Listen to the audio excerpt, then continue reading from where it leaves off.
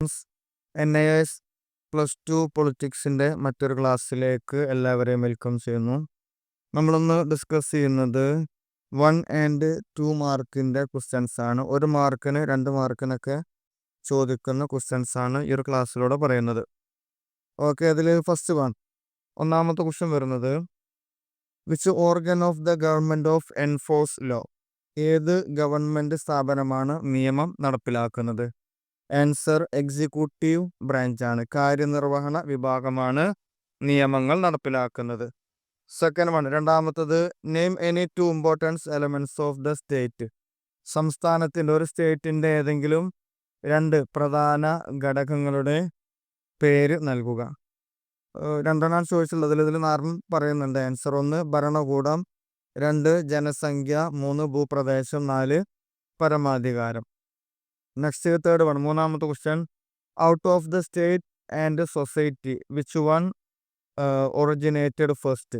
സംസ്ഥാനം ഒരു സ്റ്റേറ്റ് ആണോ അതോ സമൂഹമാണോ ആദ്യം ഉത്ഭവിച്ചത്? ആൻസർ ആദ്യം ഉത്ഭവിച്ചത് ആരാണ്? ആദ്യം ഉണ്ടായത് സമൂഹമാണ്. അതിനുശേഷം ഓരോ സമൂഹങ്ങൾ ചേർന്നുകൊണ്ടാണ് ഓരോ സ്റ്റേറ്റ് ഉണ്ടായത്. നെക്സ്റ്റ് വരുന്നത് നാലാമത്തെ ക്വസ്റ്റ്യൻ നാലാമത്തത് name any 2 philosopher of Marxism. മാർക്സിസത്തിൻ്റെ 2 തത്വചിന്തകരുടെ പേരുകൾ പറയുക. ആൻസർ 1 കാറൽ മാർക്സ്, രണ്ടാമത്തത് ഫ്രെഡറിക് എംഗൽസ്. ഇനി ഫിഫ്ത്ത് അഞ്ചാമത്തത് name the political thinker who advocated that ends and means are the 2 sides of the same coin. അതായത് എൻഡ്സ് ആൻഡ് മീൻസ് ഇത് ഒരു നാണയത്തിൻ്റെ ഇരുവശങ്ങളാണ് എന്ന് വാദിച്ച രാഷ്ട്രീയ ചിന്തകൻ ആരാണ്? ആൻസർ മഹാത്മാഗാന്ധിയാണ്. ഗാന്ധിജിയാണ് ഇങ്ങനെ വാദിച്ചുള്ളത്. നെക്സ്റ്റ് വരുന്നത് ആറാമത്തെ question which revolution gave the ideas of liberty, equality and fraternity? സ്വാതന്ത്ര്യം, സമത്വം, സാഹോദര്യം എന്നീ ആശയങ്ങൾ നൽകിയ വിപ്ലവം ഏതാണ്? Answer French വിപ്ലവമാണ്. നെക്സ്റ്റ് വരുന്നത് ഏഴാമത്തെ question the right to education has been added under which fundamental rights? ഏത് മൗലികാവകാശത്തിൻ്റെ കീഴിലാണ് വിദ്യാഭ്യാസത്തിനുള്ള അവകാശം ഏതിൻ്റെ കീഴിലാണ് വരുന്നത്? ആൻസർ സ്വാതന്ത്ര്യത്തിനുള്ള അവകാശം. എട്ടാമത്തത് which fundamental rights can preserve the language and cultural of the minorities? ന്യൂനപക്ഷങ്ങളുടെ ഭാഷയും സംസ്കാരവും സംരക്ഷിക്കുന്നത് ഏത് മൗലിക അവകാശത്തിലാണ് വരുന്നത്? ആൻസർ വരുന്നത് സാംസ്കാരികവും വിദ്യാഭ്യാസപരമായിട്ടുള്ള അവകാശം. നെക്സ്റ്റ് 9ാമത്തെ ക്വസ്റ്റ്യൻ വിച്ച് കോൺസ്റ്റിറ്റ്യൂഷണൽ അമെൻമെന്റ് made the right to education as a fundamental rights? ഏത് ഭരണഘടനാ ഭേദഗതിയിലൂടെയാണ് വിദ്യാഭ്യാസത്തിനുള്ള അവകാശം ഒരു അടിസ്ഥാന അവകാശമായി മാറിയത്? ആൻസർ 86ാം ഭരണ ഭേദഗതിയാണ്. നെക്സ്റ്റ് 10th ക്വസ്റ്റ്യൻ 10ാമത്തത് who appoint the chairman and the member of election commission of India? Indian തെരഞ്ഞെടുപ്പ് കമ്മീഷന്റെ ചെയർമാനെയും അംഗങ്ങളെയും ആരാണ് നിയമിക്കുന്നത്? ആൻസർ ഇന്ത്യൻ രാഷ്ട്രപതിയാണ്, പ്രസിഡന്റാണ്. 11ാമത്തെ question who is the ex officio chairman of the Rajya Sabha? രാജ്യസഭയുടെ എക്സ് ഒഫീഷ്യോ ചെയർമാൻ ആരാണ്? ആൻസർ പ്രസിഡന്റാണ്, ഇന്ത്യയിലെ രാഷ്ട്രപതിയാണ്. വൈസ് പ്രസിഡന്റ് ആണ് കേട്ടോ. ഇന്ത്യയുടെ ഉപരാഷ്ട്രപതിയാണ്. 12ാമത്തെ question who is the responsible for the administration of the country? രാജ്യത്തിന്റെ ഭരണത്തിന് ആരാണ് ഉത്തരവാദി? ആൻസർ ഗവൺമെന്റ്, സർക്കാരാണ് ഉത്തരവാദിയായിട്ട് വരുന്നത്. നെക്സ്റ്റ് വരുന്നത് 13ാമത്തെ question which level of government has the reservation of seat for women? സ്ത്രീകൾക്ക് സീറ്റ് സംവരണം ഏർപ്പെടുത്തിയിട്ടുള്ള സർക്കാർ തലം ഏതാണ്? ഇലക്ഷൻക്കൊക്കെ സീറ്റ് റിസർവ് ചെയ്തത്, സംവരണം ചെയ്തത് അത് തദ്ദേശ സ്വയംഭരണ സ്ഥാപനങ്ങൾ. ആൻസർ തദ്ദേശ സ്വയംഭരണ സ്ഥാപനങ്ങളുടെ എലക്ഷൻ, അതായത് പഞ്ചായത്ത് എലക്ഷൻ ഉണ്ടല്ലോ, അതാണ്. നെക്സ്റ്റ് 14ാമത്തെ question name the 3 tiers of Panchayati Raj system? Panchayati Raj സംവിധാനത്തിന്റെ 3 തലങ്ങൾ ഏതൊക്കെയാണ്? ആൻസർ ഗ്രാമതലം, ബ്ലോക്ക് തലം, ജില്ലാ തലം. 3 തലങ്ങളാണ് വരുന്നത്. നെക്സ്റ്റ് 15ാമത്തെ question, which election commission hold the election of local bodies in a state? ഒരു സംസ്ഥാനത്തെ തദ്ദേശ സ്വയംഭരണ സ്ഥാപനങ്ങളിലേക്കുള്ള തെരഞ്ഞെടുപ്പ് നടത്തുന്നത് ഏത് തെരഞ്ഞെടുപ്പ് കമ്മീഷനാണ്? ആൻസർ സംസ്ഥാന തെരഞ്ഞെടുപ്പ് കമ്മീഷനാണ് നടത്തുന്നത്. സ്റ്റേറ്റ് എലക്ഷൻ കമ്മീഷനാണ് പഞ്ചായത്തിന്റെ, അതായത് തദ്ദേശ സ്വയംഭരണത്തിന്റെ എലക്ഷൻ നടത്തുന്നത്. നെക്സ്റ്റ് വരുന്നത് 16ാമത്തെ question, explain Gandhiji's thinking the means justify the end. Means and justify end എന്നുള്ള അദ്ദേഹത്തിന്റെ ചിന്തയെക്കുറിച്ച് വിശദീകരിക്കാനാണ് പറയുന്നത്. അത് ലക്ഷ്യത്തെ ന്യായീകരിക്കുന്നത് മാർഗങ്ങളാണ്, അല്ലാണ്ട് അർത്ഥങ്ങൾ, മീൻസ് അല്ല. അതായത് മാർഗം ശുദ്ധമാണെങ്കിൽ ലക്ഷ്യം ശുദ്ധമായിരിക്കും. മാർഗം ശുദ്ധമാണെങ്കിൽ ലക്ഷ്യം ശുദ്ധമായിരിക്കും. ഒരു നല്ല ലക്ഷ്യം നേടുവാൻ അതിൽ കള്ളമോ അക്രമമോ അന്യായമോ അതുപോലെ മറ്റു മോശപ്പെട്ട വഴികളോ തുടങ്ങിയ മാർഗങ്ങളിലൂടെ ഉപയോഗിക്കുന്നത് തെറ്റാണെന്നാണ് ഗാന്ധിജി വാദിക്കുന്നത്. ലക്ഷ്യം എത്ര നല്ലതാണെങ്കിലും അത് നേടാൻ ഉപയോഗിക്കുന്ന മാർഗവും അത് ധാർമ്മികവും സത്യസന്ധവുമായിരിക്കണമെന്നാണ് ഈ ഒരു ചിന്തയിലൂടെ അദ്ദേഹം മുന്നോട്ട് വെക്കുന്നത്. ഇനി നെക്സ്റ്റ് 18ാമത്തെ ക്വസ്റ്റ്യൻ വരുന്നത്, highlight any 2 features of the constitutional of India that establish A strong central. ശക്തമായ ഒരു കേന്ദ്രം സ്ഥാപിക്കുന്ന ഇന്ത്യൻ ഭരണഘടനയുടെ ഏതെങ്കിലും 2 സവിശേഷതകൾ എഴുതാനാണ്. അതിലൊന്നാമത്തത് അടിയന്തരാവസ്ഥ പ്രഖ്യാപനം, എമർജൻസി പ്രൊവിഷൻസ്. രണ്ടാമത്തത് സംസ്ഥാനങ്ങളുടെ അതിർത്തി പുനഃക്രമീകരിക്കുവാനുള്ള അധികാരം. ഇനി നെക്സ്റ്റ് 19ാമത്തെ question, analyse the importance of the emergency provision made in the constitution of India. Indian ഭരണഘടനയിൽ ഉൾപ്പെടുത്തിയിട്ടുള്ള അടിയന്തരാവസ്ഥ വ്യവസ്ഥകളുടെ പ്രാധാന്യം വിശകലനം ചെയ്യുക. ആൻസർ, ഒന്നാമത്തത് രാജ്യത്തിൻ്റെ സുരക്ഷ, 2 ഭരണഘടനയുടെ തത്വങ്ങൾ സംരക്ഷിക്കുക, 3 സാമ്പത്തിക അച്ചടക്കം പുനഃസ്ഥാപിക്കുക, 4 ഫെഡറൽ സംവിധാനത്തിലെ ഏകീകൃത ഘടകം. ഈ 4 കാര്യങ്ങളാണ് അടിയന്തരാവസ്ഥയുടെ പ്രാധാന്യം ഉൾക്കൊള്ളുന്ന കാര്യങ്ങൾ. നെക്സ്റ്റ് 20ാമത്തെ question, highlight the importance of public interest litigation in 2 point. പൊതു താൽപര്യ വ്യവഹാരങ്ങളുടെ, അതായത് PIL, അതിൻ്റെ 2 പ്രധാനപ്പെട്ട പോയിന്റുകൾ പറയാനാണ്. ആൻസർ, ഒന്നാമത്തത് നീതിന്യായ വ്യവസ്ഥയുടെ പ്രാപ്യത.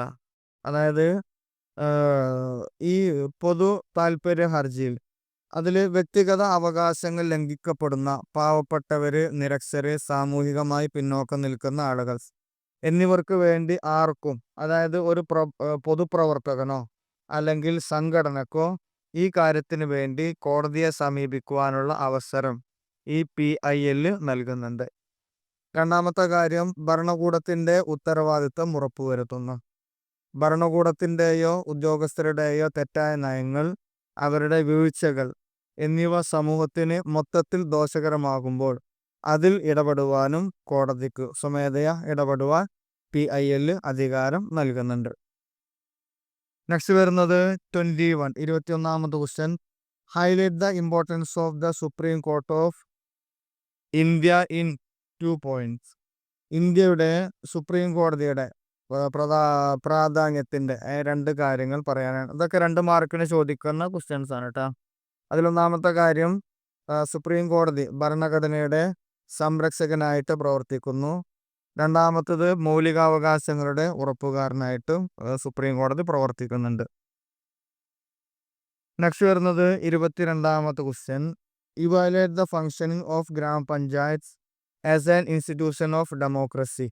ഒരു ജനാധിപത്യ സ്ഥാപനമെന്ന നിലയിൽ ഗ്രാമപഞ്ചായത്തുകളുടെ പ്രവർത്തനങ്ങൾ വിലയിരുത്തുക.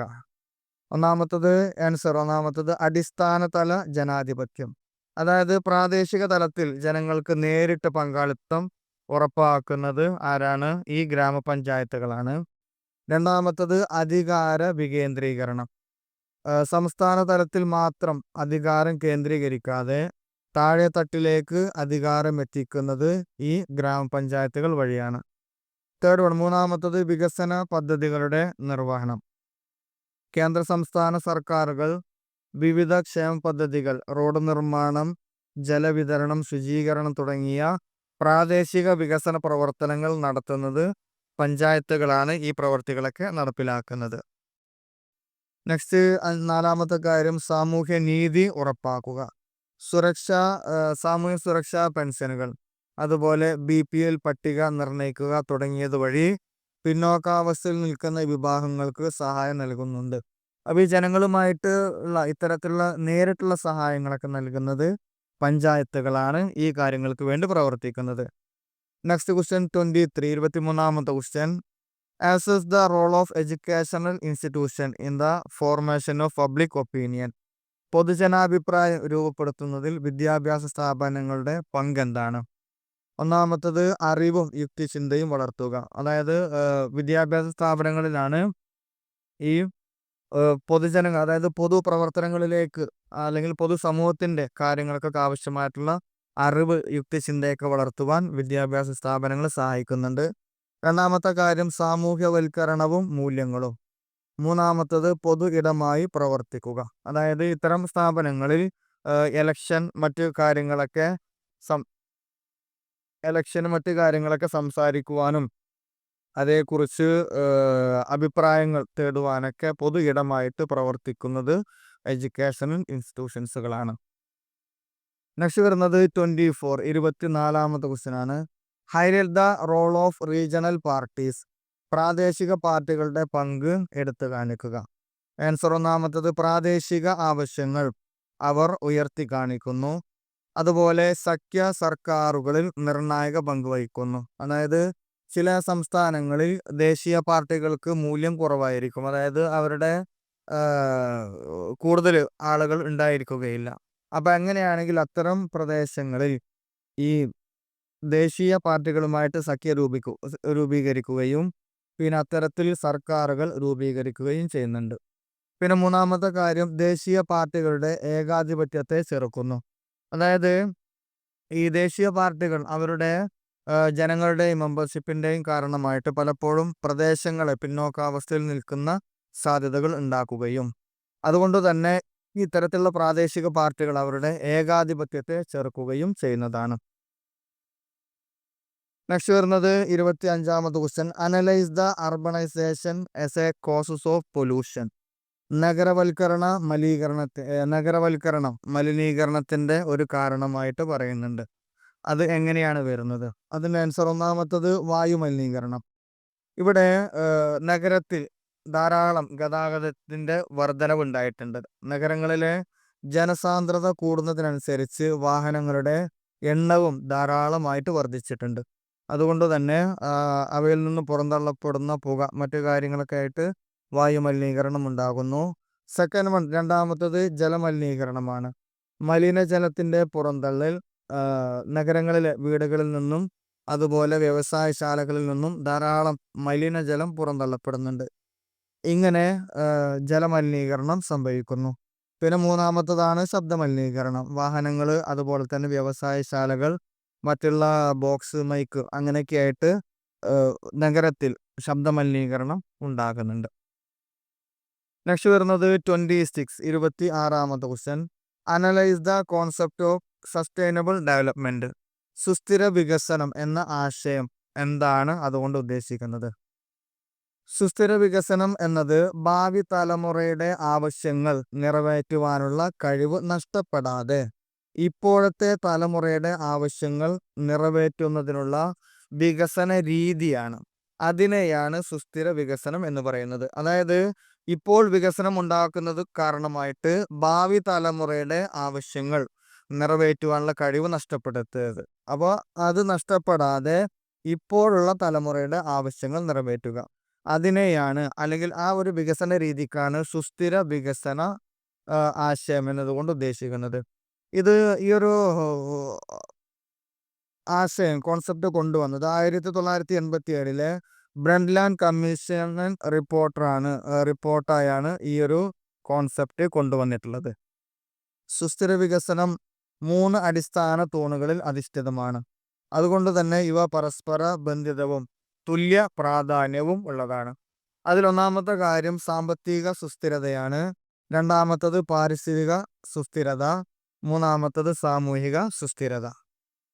നെക്സ്റ്റ് വരുന്നത് 27ാമത്തെ ക്വസ്റ്റ്യൻ ആണ്. 27. Highlight any 2 features of good governance. നല്ല ഭരണത്തിന്റെ ഏതെങ്കിലും 2 സവിശേഷതകൾ എഴുതുക. ഒന്നാമത്തത് സുതാര്യതയും ഉത്തരവാദിത്വവും. ഗവൺമെന്റിന് സുതാര്യതയും ഉത്തരവാദിത്തങ്ങളും ഉണ്ടായിരിക്കണം. അതായത് സർക്കാർ തീരുമാനങ്ങൾ, നടപടിക്രമങ്ങൾ ഇവ എന്തായിരിക്കണം? സുതാര്യമായിരിക്കണം. അതുപോലെ രണ്ടാമത്തെ കാര്യം നിയമവാഴ്ച. എല്ലാവരും നിയമത്തിന് മുന്നിൽ തുല്യരാണ്. അതായത് സമ്പന്നരോ അല്ലെങ്കിൽ രാഷ്ട്രീയപരമായിട്ട് പിടിപാടുള്ള ആളുകളോ അങ്ങനെയൊന്നുമില്ല. ഇന്ത്യക്കാരാണെങ്കിൽ അല്ലെങ്കിൽ ഓരോ സംസ്ഥാനത്തുള്ള ആളുകളാണെങ്കിലും ഏതൊരാളാണെങ്കിലും നിയമത്തിന് മുന്നിൽ അവർക്ക് തുല്യ പ്രാധാന്യമാണ് നൽകേണ്ടത്.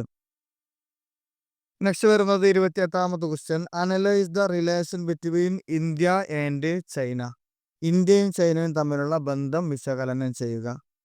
ഇന്ത്യയും ചൈനയും തമ്മിലുള്ള ബന്ധം സങ്കീർണവും വൈരുദ്ധ്യങ്ങൾ നിറഞ്ഞതുമാണ്.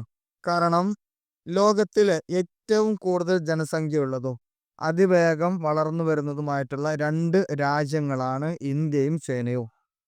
ഈ ബന്ധം ഏഷ്യയുടെയും ലോകത്തിൻ്റെയും ഭാവിയെ തന്നെ നിർണയിക്കുന്നതിൽ വളരെ പ്രധാനപ്പെട്ട പങ്ക് വഹിക്കുന്നതാണ് ഇന്ത്യയും ചൈനയും തമ്മിലുള്ള ബന്ധം. ഇന്ത്യയും ചൈനയും തമ്മിൽ ഇത്തരത്തിൽ നല്ല ബന്ധമുണ്ട്. അതായത് ബന്ധമുണ്ട്, അതുപോലെ തന്നെ സങ്കീർണമായിട്ടുള്ള ബന്ധങ്ങളും വരുന്നുണ്ട്. അപ്പോൾ അതിൽ സങ്കീർണമായിട്ടുള്ള പ്രശ്നത്തിൽ വരുന്നതാണ് ഒന്നാമത്തത് അതിർത്തി തർക്കം. ഇന്ത്യയും ചൈനയും തമ്മിൽ അതിർത്തി തർക്കം നിലനിൽക്കുന്നുണ്ട്. അതുപോലെ ഇന്ത്യയും ചൈനയും തമ്മിൽ ഏറ്റവും വലിയ വ്യാപാര പങ്കാളികളായിട്ടാണ് ഇന്ത്യയും ചൈനയും പ്രവർത്തിക്കുന്നത്. ഇനി ചൈന ഇന്ത്യയുടെ ഏറ്റവും വലിയ മറ്റൊരു കാര്യം, അതായത് ചൈന ഇന്ത്യയുടെ ഏറ്റവും വലിയ വ്യാപാര പങ്കാളികൾ ഒരാളും കൂടിയാണ്. അതുകൊണ്ട് തന്നെയാണ് ഒരേ സമയം നല്ല ബന്ധവും അതേസമയം തന്നെ സങ്കീർണമായിട്ടുള്ള ബന്ധവും നിലനിൽക്കുന്നതാണ് ഇന്ത്യയും ചൈനയുമായിട്ടുള്ള ബന്ധം. നെക്സ്റ്റ് വരുന്നത് 29ാമത്തെ question. Analyse the importance of UN security council. ഐക്യരാഷ്ട്ര സഭ സുരക്ഷാ കൗൺസിലിന്റെ പ്രാധാന്യം വിശകലനം ചെയ്യുക.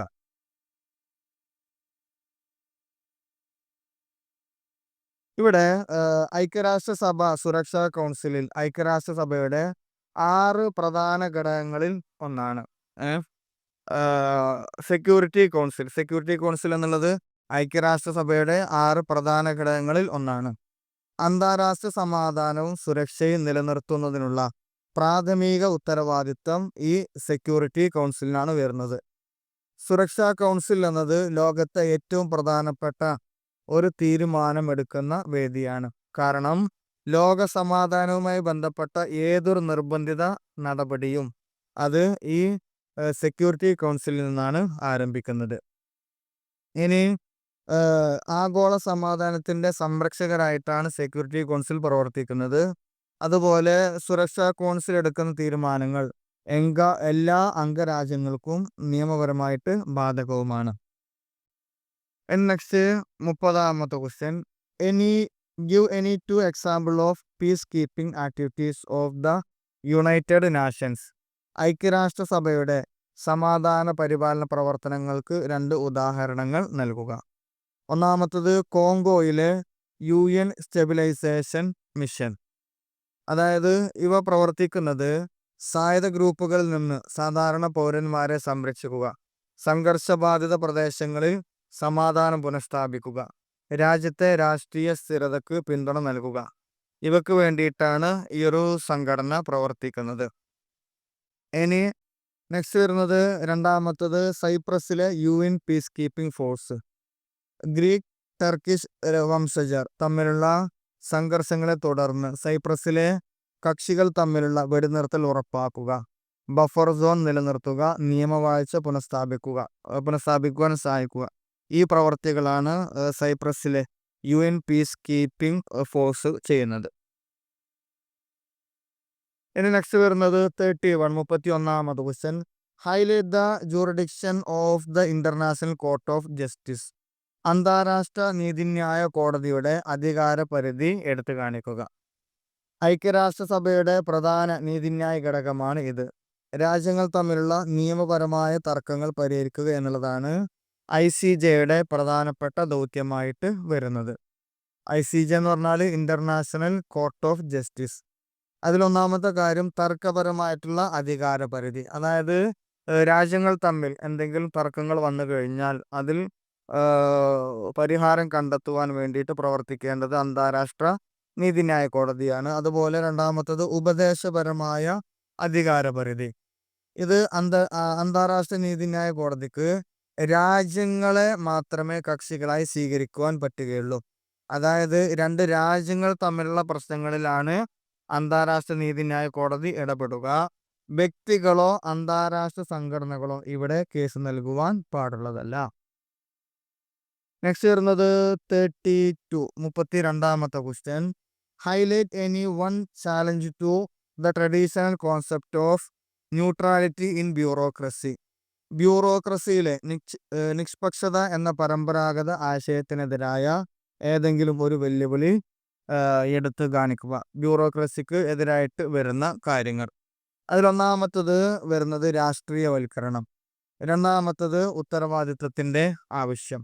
അതായത് നയപരമായ തീരുമാനങ്ങളുടെ ഉത്തരവാദിത്വം രാഷ്ട്രീയ നേതാക്കൾക്കാണ് ആദ്യ കാലഘട്ടങ്ങളിൽ ഉണ്ടായിരുന്നത്. അതായത് ഗവൺമെന്റ് എന്തെങ്കിലും ഒരു നയങ്ങൾ കൊണ്ടുവന്നു കഴിഞ്ഞാൽ അതിൻ്റെ പൂർണ്ണ ഉത്തരവാദികൾ ആരായിരുന്നു? ആ കൊണ്ടുവന്ന ഗവൺമെന്റോ അല്ലെങ്കിൽ രാഷ്ട്രീയക്കാരോ ആയിരുന്നു. പക്ഷേ ഇന്ന് ഓരോ പ്രവൃത്തിയുടെയും ഓരോ ഉദ്യോഗസ്ഥനും തൻ്റെ ഓരോ നടപടിയിലും പൊതുജനങ്ങളോട് നേരിട്ട് ഉത്തരവാദിത്തമുള്ളവനായിട്ട് മാറിയിരിക്കുന്നു. നെക്സ്റ്റ് വരുന്നത് മൂന്നാമത്തെ കാര്യം സാമൂഹിക പ്രതികരണ ശേഷി. അതായത് സാമൂഹികമായി പിന്നോക്കം നിൽക്കുന്ന വിഭാഗങ്ങളുടെ ക്ഷേമത്തിനായി പ്രത്യേകം ശ്രദ്ധ നൽകുകയും ചെയ്യേണ്ടതുണ്ട്. നെക്സ്റ്റ് വരുന്നത് 33 question. Analyse the principles of politics administration dichotomy. രാഷ്ട്രീയ ഭരണത്തിൻ്റെ വിഭജന തത്വം വിശദീകരിക്കാനാണ്. വിഭജന തത്വം അതായത് രാഷ്ട്രീയ ഭരണത്തിലെ വിഭജനം എന്നുള്ള തത്വം വരുന്നത് ഇത് പൊതുഭരണ രംഗത്തെ ഒരു അടിസ്ഥാനപരമായിട്ടുള്ള ആശയമാണ് ഇതിൽ വരുന്നത്. ഇത് രാഷ്ട്രീയപരമായ തീരുമാനമെടുക്കലും ആ തീരുമാനങ്ങൾ നടപ്പിലാക്കുന്ന ഭരണപരമായിട്ടുള്ള പ്രക്രിയയും പിന്നെ തമ്മിൽ വ്യക്തമായ വേർതിരിവ് നിലനിർത്തണമെന്ന് വാദിക്കുന്നുണ്ട്. അപ്പം അതായത് ഇന്ത്യ രാജ്യം ഒരു തീരുമാനം എടുത്തു കഴിഞ്ഞാൽ അത് നടപ്പിലാക്കേണ്ടത് സംസ്ഥാനങ്ങളുടെ ഉത്തരവാദിത്തങ്ങളാണ്. അതുപോലെ കേന്ദ്ര ഗവൺമെന്റ് ഒരു തീരുമാനം എടുക്കുകയാണെങ്കിൽ അത് സംസ്ഥാനങ്ങളുടെ കാര്യങ്ങൾ കൂടെ പരിഗണിച്ചിട്ടായിരിക്കണം ഇത്തരത്തിലുള്ള തീരുമാനങ്ങൾ എടുക്കുകയും ചെയ്യേണ്ടത്. ഇനി ഈ ആശയം ആദ്യമായി അവതരിപ്പിച്ചതാരാണ്? അമേരിക്കൻ രാഷ്ട്രതന്ത്രജ്ഞനായിരുന്ന വുഡ്രോ വിൽസൺ ആണ് ഈ ഒരു ആശയം കൊണ്ടുവന്നത്. ഇതെന്തിനു വേണ്ടിയിട്ടാണ്? ഭരണപരമായ കാര്യക്ഷമത വർദ്ധിപ്പിക്കുക എന്നുള്ളതാണ് ഇതിൻ്റെ പ്രധാനപ്പെട്ട ലക്ഷ്യമായിട്ട് അദ്ദേഹം കരുതിയിരുന്നത്. എന്നാൽ ഇന്നത്തെ സങ്കീർണമായ ഭരണ സംവിധാനത്തിൽ ഈ വിഭജനം വാസ്തവത്തിൽ നിലനിൽക്കുന്നില്ല എന്നുള്ളതാണ് യാഥാർത്ഥ്യം. ഇവ രണ്ടും പരസ്പര ബന്ധിതവും ആശ്രിതവുമാണ് എന്നാണ് പൊതുവെ അംഗീകരിക്കപ്പെടുന്നത്. ഇനി നെക്സ്റ്റ് വരുന്നത് 34 question. Highlight the importance and process of formation of A joint public service commission. ഒരു സംയുക്ത പൊതുസേവന കമ്മീഷന്റെ രൂപീകരണത്തിൻ്റെ പ്രാധാന്യവും അതുപോലെ അതിൻ്റെ പ്രക്രിയയും വിശദീകരിക്കാനാണ്. അതിൻ്റെ ആൻസർ വരുന്നത് ഇവിടെ JSPC രണ്ടോ അതിലധികമോ സംസ്ഥാനങ്ങൾക്ക് വേണ്ടിയുള്ള പൊതുസേവന കമ്മീഷനാണ് ഇത് വരുന്നത്. ഇതിലെ ഒരു സംസ്ഥാന പൊതുസേവന കമ്മീഷന്റെ അതേ അധികാരങ്ങൾ തന്നെയാണ് JPSCക്കും വരുന്നത്. ഇതെന്തിനു വേണ്ടിയിട്ടാണ് പ്രവർത്തിക്കുന്നത് അല്ലെങ്കിൽ ഇതിൻ്റെ ലക്ഷ്യം എന്താണ്? ഒന്നാമത്തത് ചെലവ് കുറക്കുക എന്നുള്ളതാണ് പ്രധാനപ്പെട്ട കാര്യം. അതുപോലെ വിഭവങ്ങൾ പങ്കിടുക എന്ന് പറഞ്ഞാൽ സൗകര്യങ്ങൾ അതുപോലെ തന്നെ ആവശ്യമായിട്ടുള്ള ഉദ്യോഗസ്ഥന്മാരെയൊക്കെ പങ്കിടുക. പിന്നെ അതുപോലെ തന്നെ ചെറിയ സംസ്ഥാനങ്ങൾക്ക് ആവശ്യമായിട്ടുള്ള സഹായങ്ങൾ നൽകുക, പിന്നെ രൂപീകരണ പ്രക്രിയ തുടങ്ങിയ കാര്യങ്ങളൊക്കെയാണ് പ്രധാനമായിട്ടും ഇതുകൊണ്ട് ലക്ഷ്യം വെക്കുന്നത്. അതുപോലെ ഇത് പ്രതിപാദിക്കുന്നത് ഇന്ത്യൻ ഭരണഘടനയുടെ ആർട്ടിക്കിൾ 315 JPSC രൂപീകരിക്കുന്നത്. ഇത് ഭരണഘടനാ സ്ഥാപനം അല്ല, ഭരണഘടനാ സ്ഥാപനമായിട്ടുള്ള പ്രവർത്തിക്കുന്നത്, മറിച്ച് ഒരു പാർലമെന്റ് ആക്ട് പ്രകാരമാണ്, പാർലമെന്റ് നിയമപ്രകാരമാണ് ഇത് രൂപീകരിച്ചിട്ടുള്ളത്. ഇനിയും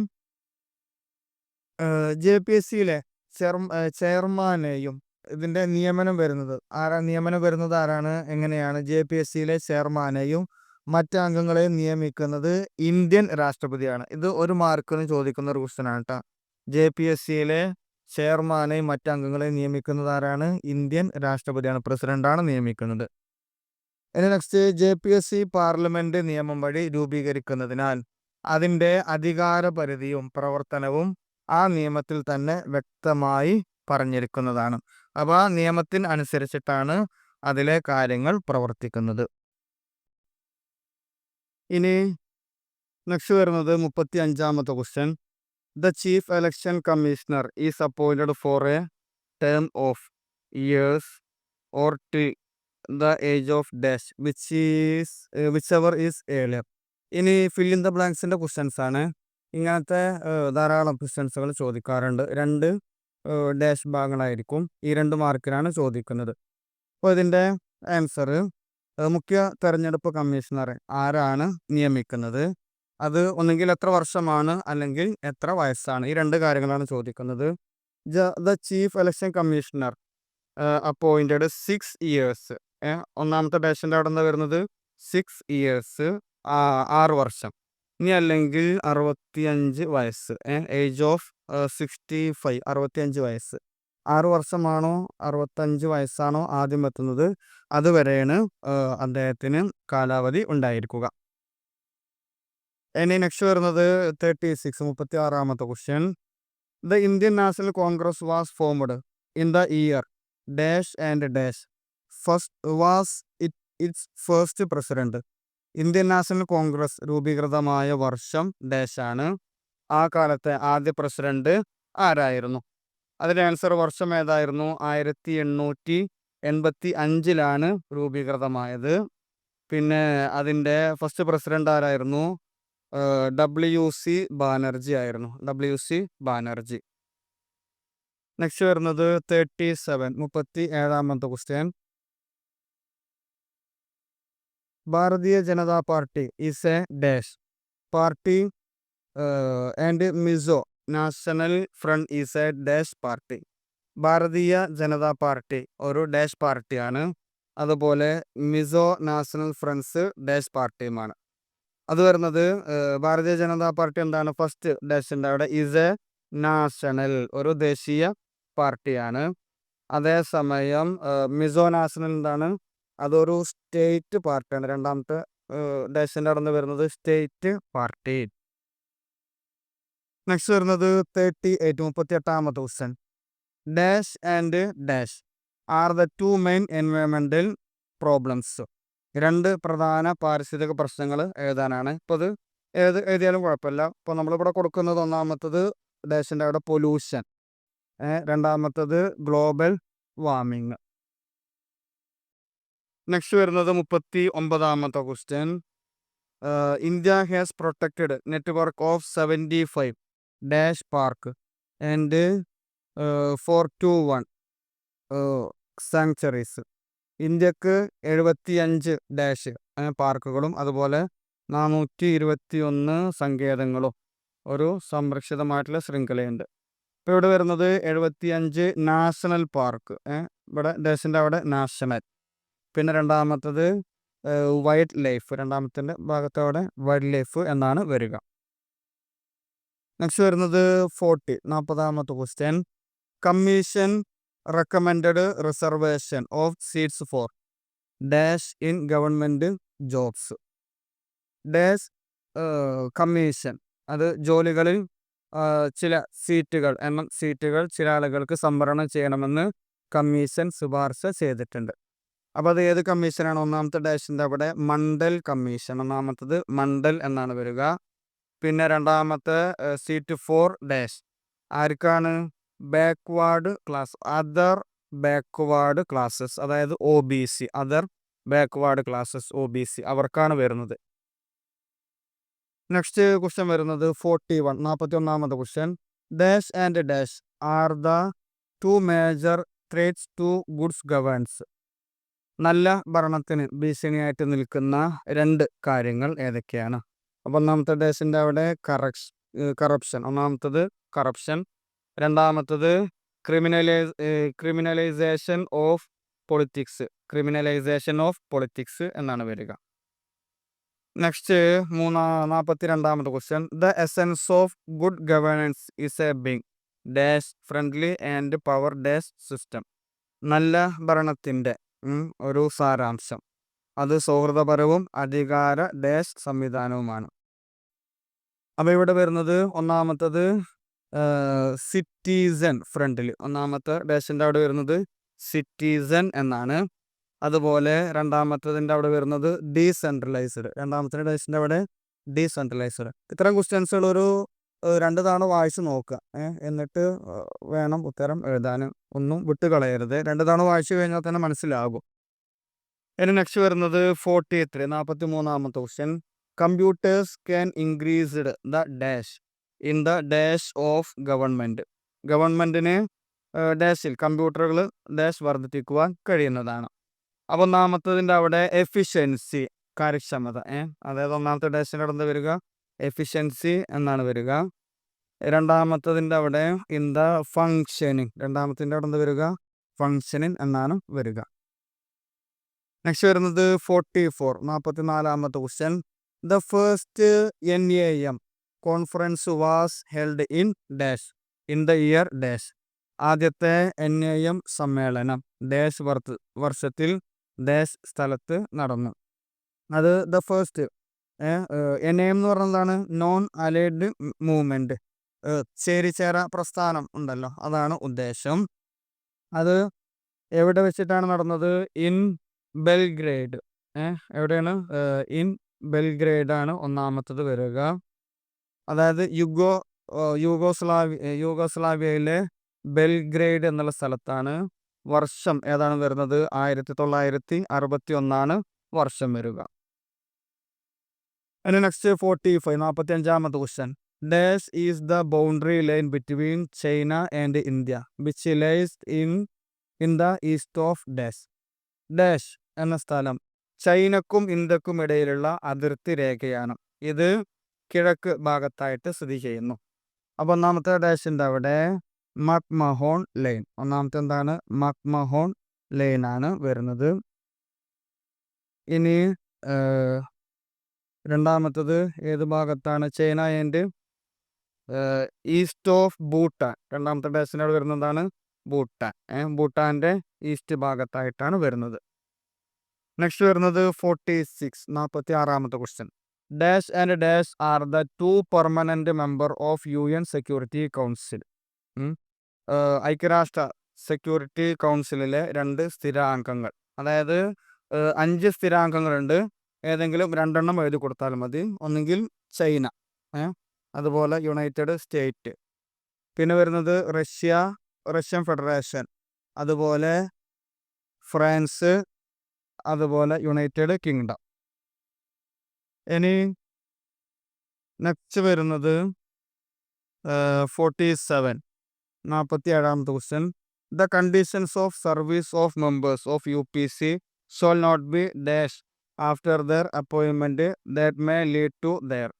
UPSC അംഗങ്ങളുടെ സേവന വ്യവസ്ഥകൾ അവരുടെ നിയമത്തിന് ഡാഷ് ശേഷം ഡാഷ് ആയിരിക്കരുത്, അതവരുടെ ഡാഷിലേക്ക് നയിച്ചിരിക്കാം. അവിടെ എന്താ വരിക? ഷോൾ നോട്ട് ബി വരീഡ്, അവരുടെ വെരിഫൈ ചെയ്യുന്നതിന് മുമ്പായിരിക്കണം. പിന്നെ അങ്ങനെ ചെയ്തു കഴിഞ്ഞാൽ അവർക്ക് അതെന്തായിട്ട് ബാധിക്കുന്നതാണ്? To their disadvantages. രണ്ടാമത്തെ ഡാഷിൻ്റെ അവിടെ വരുന്നത് ഡിസ്അഡ്വാൻറ്റേജസ് എന്നാണ് വരുന്നത്. ഇനി നെക്സ്റ്റ് വരുന്നത് 48, 48ാമത്തെ question. The French revolution gave the cardinal ideas equality and dash. French വിപ്ലവം, സമത്വം ഡാഷ് എന്നീ കാതലായ ആശയങ്ങൾ നൽകിയിട്ടുണ്ട്. അപ്പോൾ ഇവിടെ ഐഡിയാസ് ഓഫ് ലിബർട്ടി, ഒന്നാമത്തെ ഡാഷിൻ്റെ അവിടെ ലിബർട്ടി, പിന്നെ അതുപോലെ തന്നെ രണ്ടാമത്തത് ഫ്രറ്റേണിറ്റി. ഇത് മൂന്നും പഠിച്ചു വെക്കുക: ലിബർട്ടി, ഈക്വാലിറ്റി, ഫ്രറ്റേണിറ്റി, ഫ്രഞ്ച് വിപ്ലവം. ഇപ്പോൾ ഏത് ചോദിച്ചു കഴിഞ്ഞാൽ ഇനി ഇത് വേറെ 3 മാർക്കിന് ചോദിച്ച് കണ്ടിട്ടുണ്ട് ഇത്ര ക്വസ്റ്റ്യൻ, ഈ ഒരു ക്വസ്റ്റ്യനെ. അപ്പോൾ ലിബർട്ടി, ഈക്വാലിറ്റി, ഫ്രറ്റേണിറ്റി. നെക്സ്റ്റ് വരുന്നത് 49ാമത്തെ question. How many fundamental rights have been granted to citizen of India at present? നിലവിൽ ഇന്ത്യൻ പൗരന്മാർക്ക് എത്ര മൗലികാവകാശങ്ങളാണ് അനുവദിച്ചിട്ടുള്ളത്? ആൻസർ വരുന്നത് 6. നെക്സ്റ്റ് 50ാമത്തെ question. How many freedoms have been guaranteed under the right to freedom? സ്വാതന്ത്ര്യത്തിനുള്ള അവകാശത്തിന് കീഴിൽ എത്ര സ്വാതന്ത്ര്യങ്ങൾ ഉറപ്പ് നൽകിയിട്ടുണ്ട്? എത്ര എണ്ണമാണ്? ആൻസർ 6 ആണ്. ആർട്ടിക്കിൾ 19(1) പ്രകാരമാണ് ഇത് നൽകിയിട്ടുള്ളത്. ഇനി നെക്സ്റ്റ് വരുന്നത് 51ാമത്തെ question. The supreme court has the dash jurisdiction to settled dispute between the union and the dash. യൂണിയനും ഡാഷും തമ്മിലുള്ള തർക്കങ്ങൾ പരിഹരിക്കുന്നതിന് സുപ്രീം കോടതിക്ക് ഡാഷ് അധികാര പരിധിയുണ്ട്. അപ്പോൾ ഇവിടെ ഹാസ് ദ ഒറിജിനൽ ജൂറിഡിക്ഷൻ, ഒന്നാമത്തെ ഡാഷിൻ്റെ അവിടെ ഒറിജിനൽ എന്നാണ് വരിക. പിന്നെ രണ്ടാമത്തത് between the union and the states, union and the state, രണ്ടാമത്തതിൻ്റെ അവിടെ സ്റ്റേറ്റ്സ് എന്നാണ് വരിക. നെക്സ്റ്റ് വരുന്നത് 52ാമത്തെ question. Fortunately dash emergency has never been declared in India which can be proclaimed under art dash. ഭാഗ്യവശാൽ ഇന്ത്യയിൽ ഡാഷ് അടിയന്തരാവസ്ഥ ഒരിക്കലും പ്രഖ്യാപിച്ചിട്ടില്ല. അത് ആർട്ട് പ്രകാരം പ്രഖ്യാപിക്കുന്നതാണ്. ആർട്ട് 6 ഡാഷ് പ്രകാരം പ്രഖ്യാപിക്കാൻ പറ്റുന്നതാണ്. അപ്പോൾ ഇവിടെ ഫോർച്യൂനേറ്റ്ലി ഒന്നാമത്തത് ഏത് എമർജൻസിയാണ്? Financial emergency. ഒന്നാമത്തെ ആൻസർ ഏതാണ്? Financial emergency. സാമ്പത്തിക അടിയന്തരാവസ്ഥ ഇതുവരെ പ്രഖ്യാപിച്ചിട്ടില്ല. അത് ആർട്ടിക്കിൾ ഏത് പ്രകാരമാണ്? ആർട്ടിക്കിൾ അണ്ടർ ആർട്ടിക്കിൾ 360, രണ്ടാമത്തെ ഡാഷിൻ്റെ അവിടെ 360. നെക്സ്റ്റ് വരുന്നത് 53ാമത്തെ question. The panchayati Raj system established in accordance with 73rd amendment is a dash tier structure based on the election for all the tier. 73ാം ഭേദഗതി പ്രകാരം സ്ഥാപിതമായ പഞ്ചായത്തി രാജ് സംവിധാനം എല്ലാ തലങ്ങളിലുമുള്ള തിരഞ്ഞെടുപ്പുകളെ അടിസ്ഥാനമാക്കിയുള്ള ഒരു ഡാഷ് തല ഘടനയാണ്. അപ്പോൾ ഒന്നാമത്തത് അമെൻമെൻറ്റ് ഈസ് ഏതാണ്? 3 ടയർ സ്ട്രക്ചർ. അവിടെ ഒന്നാമത്തതിൻ്റെ അവിടെ നിന്ന് കൊടുക്കേണ്ടത് 3 എന്നാണ് കൊടുക്കേണ്ടത്. 3 തലങ്ങളുണ്ട്. On based on direct elections. രണ്ടാമത്തതിൻ്റെ അവിടെ നിന്ന് വരിക ഡയറക്റ്റ് എന്നുള്ളതാണ് രണ്ടാമത്തതിൻ്റെ അവിടെ വരിക. നെക്സ്റ്റ് വരുന്നത് 54ാമത്തെ question. Gram Sabha of a village panchayat consist of all the dash resident of the village. ഒരു ഗ്രാമപഞ്ചായത്തിൻ്റെ ഗ്രാമവാസികളിൽ ആ ഗ്രാമത്തിലെ എല്ലാ ആളുകളും ഉൾപ്പെടുന്നു. അതായത് അതിലാരാണ് ഉൾപ്പെടുന്നത്? All the registered voters. Registered voters, അതായത് ആ വോട്ട് ലിസ്റ്റിൽ പേര് ചേർത്ത ആളുകൾ, രജിസ്റ്റേർഡ് വോട്ടേഴ്സ്. ഇനി നെക്സ്റ്റ് വരുന്നത് 55ാമത്തെ ക്വസ്റ്റ്യൻ. 1/3 സീറ്റ്സ് ഓഫ് ഗ്രാമപഞ്ചായത്ത് ആർ ഡാഷ് ഫോർ വിമൻ. ഗ്രാമപഞ്ചായത്തിലെ 1/3 സീറ്റുകൾക്ക് ഡാഷ് ആണ്.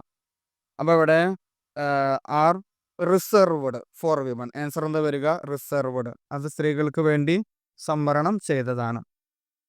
നെക്സ്റ്റ് വരുന്നത് 56ാമത്തെ question. Which amendment gave constitutional status to the municipalities. മുനിസിപ്പാലിറ്റികൾക്ക്, അതായത് തദ്ദേശ സ്വയംഭരണ നഗരസ്ഥാപനങ്ങളിലല്ലോ, അവരുടെ ഭരണഘടനാ പദവി നൽകിയ ഭേദഗതി ഏതാണ്? അതേതാണ്? 74th constitutional amendment act. 1992 ഭേദഗതി വരുത്തിയ 74th ആക്റ്റാണ്. ഇനി നെക്സ്റ്റ് വരുന്നത് 57ാമത്തെ question. Which court has the right of superintendence and control over all the subordinate courts. എല്ലാ കോടതികളുടെയും മേൽനോട്ടത്തിനും നിയന്ത്രണത്തിനും അവകാശമുള്ള കോടതി ഏതാണ്? കീഴ്ക്കോടതികളെ കൺട്രോൾ ചെയ്യാനുള്ളത്. ആൻസർ വരുന്നത് ഹൈക്കോർട്ടാണ്. Answer high court. നെക്സ്റ്റ് വരുന്നത് 58ാമത്തെ ക്വസ്റ്റ്യൻ.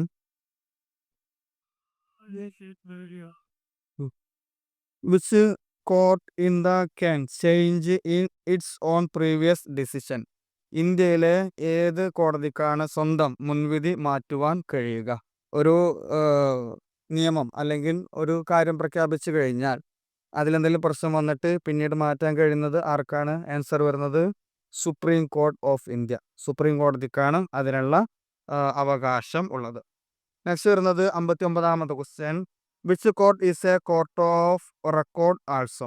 ഏത് കോടതിയാണ് ഒരു കോർട്ട് ഓഫ് റെക്കോർഡ് കൂടിയായിരിക്കുന്നത്? കോർട്ട് ഓഫ് റെക്കോർഡ് വരുന്നത് പ്രധാനമായിട്ടും രണ്ട് കോടതികൾക്കാണ്. ഒന്നാമത്തത് സുപ്രീം കോർട്ട്, അത് ആർട്ടിക്കിൾ 129 പ്രകാരമാണ്. പിന്നെ രണ്ടാമത്തത് ഹൈക്കോർട്ട്സ് ഓഫ് ഇന്ത്യ, ഇന്ത്യയിലെ എല്ലാ ഹൈക്കോടതികളുടെയും, അത് ആർട്ടിക്കിൾ 215 പ്രകാരമാണ് വരുന്നത്. ഇനി നെക്സ്റ്റ് വരുന്നത് 60ാമത്തെ question. Which body in India responsible for the holding free and fair elections. ഇന്ത്യയിലെ സ്വതന്ത്രവും നീതിയുക്തവുമായ തെരഞ്ഞെടുപ്പ് നടത്തുവാൻ ഉത്തരവാദിത്തമുള്ള സ്ഥാപനം ആരാണ്? അതിന്റെ ചുമതല ആർക്കാണ്? Answer election commission of India. Next 61ാമത്തെ question. By which name is the election called which is held after the dissolution of the Lok Sabha before the completion of its full term of 5 years to constitute a new Lok Sabha. Lok Sabha പിരിച്ചുവിട്ടതിന് ശേഷം അതിൻ്റെ 5 വർഷത്തെ പൂർണ്ണ കാലാവധി ആകുന്നതിന് മുമ്പ് പുതിയൊരു ലോക്സഭ രൂപീകരിക്കുന്നതിനായി നടത്തപ്പെടുന്ന തെരഞ്ഞെടുപ്പ് ഏത് പേരിലാണ് അറിയപ്പെടുക? അത് ജനറൽ എലക്ഷൻ എന്നുള്ള പേരിലാണ് അറിയപ്പെടുക. ഒരിക്കലും ഇത് നമ്മളൊരു കൺഫ്യൂഷൻ ആക്കുന്ന ക്വസ്റ്റ്യൻ ആണ്. ബൈ എലക്ഷൻ എന്ന് പറയാൻ പാടില്ല. പൂർണ്ണമായിട്ട് രൂപീകരിക്കുന്ന ഒരു എലക്ഷൻ ആണെങ്കിൽ അത് ജനറൽ എലക്ഷൻ എന്നുള്ള പേരിലാണ് അറിയപ്പെടുക.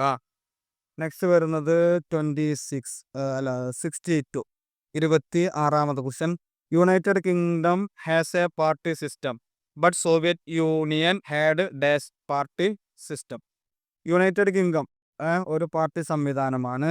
എന്നാൽ സോവിയറ്റ് യൂണിയനിൽ വരുന്നത് എന്താണ്? അവിടെ single party system. Answer single party സിസ്റ്റമാണ് വരുന്നത്.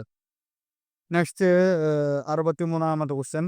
Which type of party system do we have in India. ഇന്ത്യയിൽ ഏത് തരം പാർട്ടി സംവിധാനമാണ് ഉള്ളത്? Answer multi party system. ധാരാളം രാഷ്ട്രീയ പാർട്ടികൾ ഇന്ത്യയിൽ നിലനിൽക്കുന്നുണ്ട്. നെക്സ്റ്റ് വരുന്നത് 64ാമത്തെ question. By what name are the political parties known which belong to a particular state or area. ഒരു പ്രത്യേക സംസ്ഥാനത്തിൻ്റെയോ പ്രദേശത്തിലോ ഉൾപ്പെടുന്ന രാഷ്ട്രീയ പാർട്ടികൾ ഏത് പേരിലാണ് അറിയപ്പെടുക?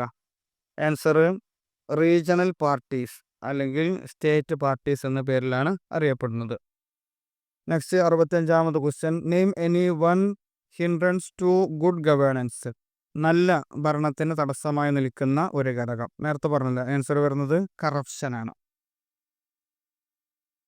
നെക്സ്റ്റ് വരുന്നത് 66ാമത്തെ question. Name one new technology being used for good governance. നല്ല ഭരണത്തിനായി ഉപയോഗിക്കുന്ന ഒരു പുതിയ സാങ്കേതിക വിദ്യ. നമുക്ക് ആർട്ടിഫിഷ്യൽ ഇൻ്റലിജൻസ്.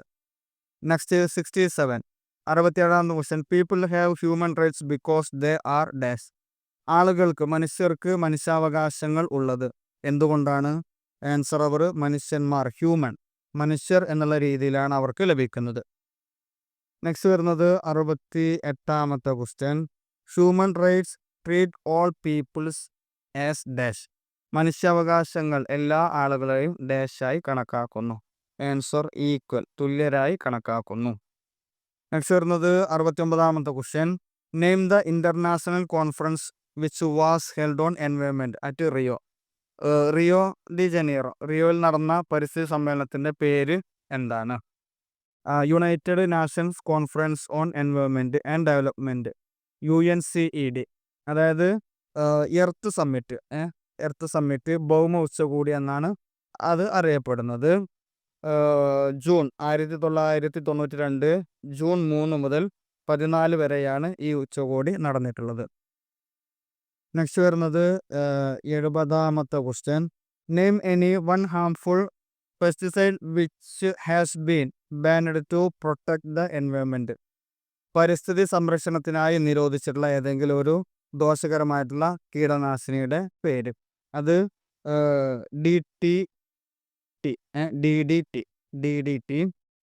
ഡൈക്ലോറോ ഡിഫെനൈൽ ട്രൈക്ലോറോ ഏത് എന്ന ഒരു വിഷവാതകം അല്ലെങ്കിൽ കീടനാശിനിയാണ്. നെക്സ്റ്റ് വരുന്നത് 71ാമത്തെ question. Which act was enacted in 1993 in India to provide for the constitution of national human rights commission. ദേശീയ മനുഷ്യാവകാശ കമ്മീഷന്റെ ഭരണഘടനക്കായി 1903 ഇന്ത്യയിൽ നടപ്പിലാക്കിയ നിയമം ഏതാണ്? Answer protection of human acts protection of human rights act ആണ്. നെക്സ്റ്റ് വരുന്നത് 72. Which NGO is an organisation related to the protection of human rights? Name the organisation. മനുഷ്യാവകാശ സംരക്ഷണവുമായി ബന്ധപ്പെട്ട ഒരു സംഘടന ഏത് NGO ആണ്? ആ സംഘടനയുടെ പേരാണ്. ആ സംഘടനയുടെ പേരെന്താണ്? ആൻസർ വരുന്നത് അമൻസ്റ്റി ഇന്റർനാഷണൽ.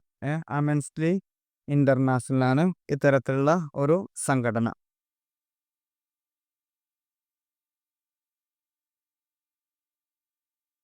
നെക്സ്റ്റ് വരുന്നത്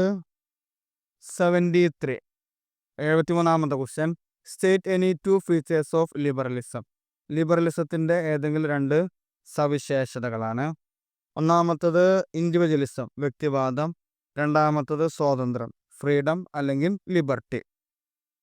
നെക്സ്റ്റ് വരുന്നത് 74ാമത്തെ question. Name any 4 fundamental rights. ഏതെങ്കിലും 4 മൗലികാവകാശങ്ങളുടെ പേര് പറയുക. 1 സമത്വത്തിനുള്ള അവകാശം, 2 സ്വാതന്ത്ര്യത്തിനുള്ള അവകാശം, 3 ചൂഷണത്തിനുള്ള അവകാശം, 4 മത സ്വാതന്ത്ര്യത്തിനുള്ള അവകാശം. നെക്സ്റ്റ് വരുന്നത് 75ാമത്തെ ക്വസ്റ്റ്യൻ ആണ്. Explain the meaning of directive principles of state policy. ഒരു സ്റ്റേറ്റിൻ്റെ നയത്തിൻ്റെ നിർദ്ദേശക തത്വങ്ങൾ DPSP എന്ന് പറയും. ഇതിന് അർത്ഥം എന്താണ് ഉദ്ദേശിക്കുന്നത്? ഇവിടെ ആൻസർ ഇന്ത്യൻ ഭരണഘടനയുടെ 4ാം ഭാഗത്ത്, അതായത് ആർട്ടിക്കിൾ 36 മുതൽ 51 വരെയുള്ള ഭാഗങ്ങളിലാണ് ഈ കാര്യത്തെക്കുറിച്ച് ഉൾപ്പെടുത്തിയിട്ടുള്ളത്. ഇതിലെ മാർഗനിർദ്ദേശങ്ങളും തത്വങ്ങളും ഒരു കൂട്ടമായാണ് സംസ്ഥാന നയങ്ങളുടെ നിർദ്ദേശക തത്വങ്ങൾ DPSP എന്നുള്ളതിൽ വരുന്നത്.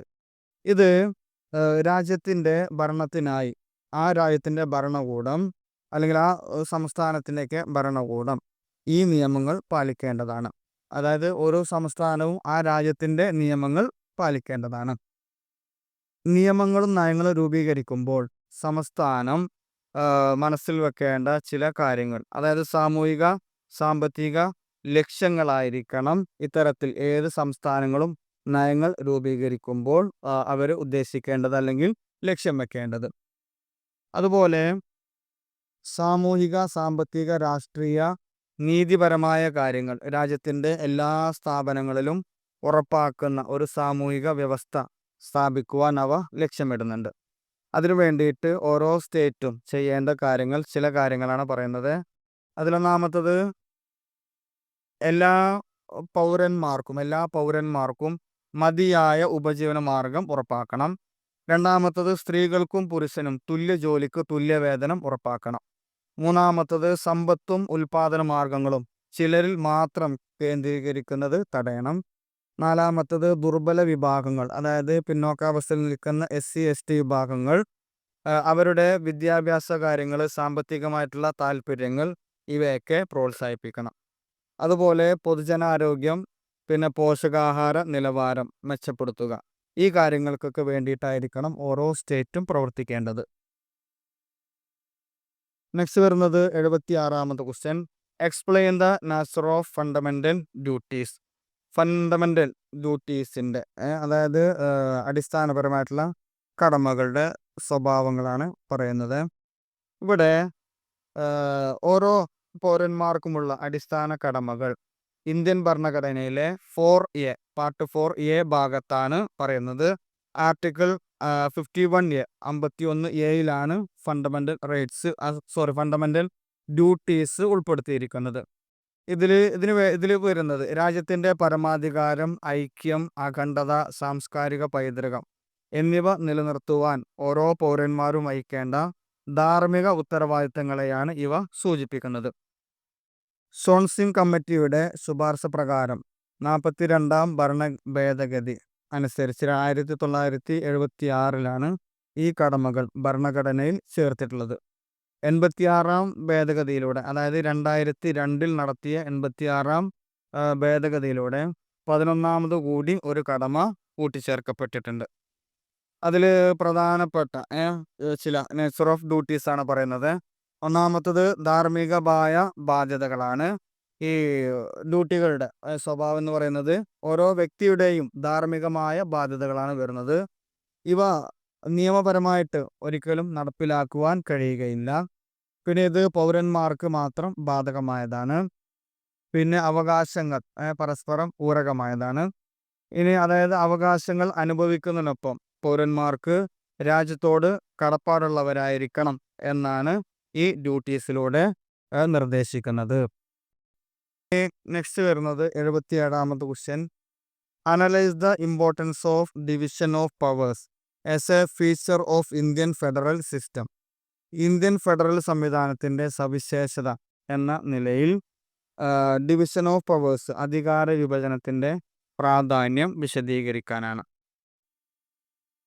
അതിൻ്റെ ആൻസർ വരുന്നത് ഇന്ത്യൻ ഭരണഘടനയുടെ 7ാം പട്ടികയിൽ 7th ഷെഡ്യൂളിൽ കേന്ദ്ര ഗവൺമെൻറ്റിനും സംസ്ഥാന ഗവൺമെൻറ്റുകൾക്കുമിടയിൽ നിയമനിർമ്മാണ അധികാരങ്ങൾ വിഭജിച്ചിട്ടുണ്ട്.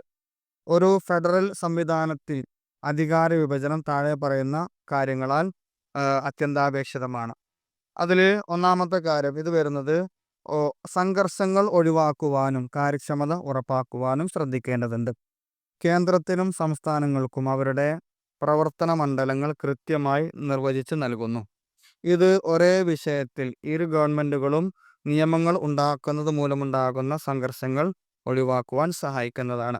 ഒന്നാമത്തെ കാര്യം സംഘർഷങ്ങൾ ഒഴിവാക്കുക, അതുപോലെ കാര്യക്ഷമത ഉറപ്പാക്കുക. നെക്സ്റ്റ് വൺ രണ്ടാമത്തത് വരുന്നത് കാര്യക്ഷമമായ ഭരണം.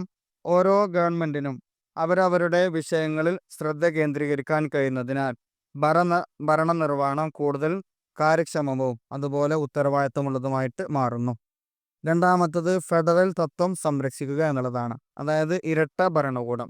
ഒരു ഫെഡറൽ സംവിധാനത്തിൻ്റെ അടിസ്ഥാനത്തിൽ ഘടകമായ ഇരട്ട ഭരണകൂടത്തിൻ്റെ നിലനിൽപ്പ് അധികാര വിഭജനം അനിവാര്യമാണ്. നെക്സ്റ്റ് വരുന്നത് ഫോർത്ത് വൺ, നാലാമത്തത് വൈവിധ്യമാർന്ന താല്പര്യങ്ങളെ പരിഗണിക്കുക.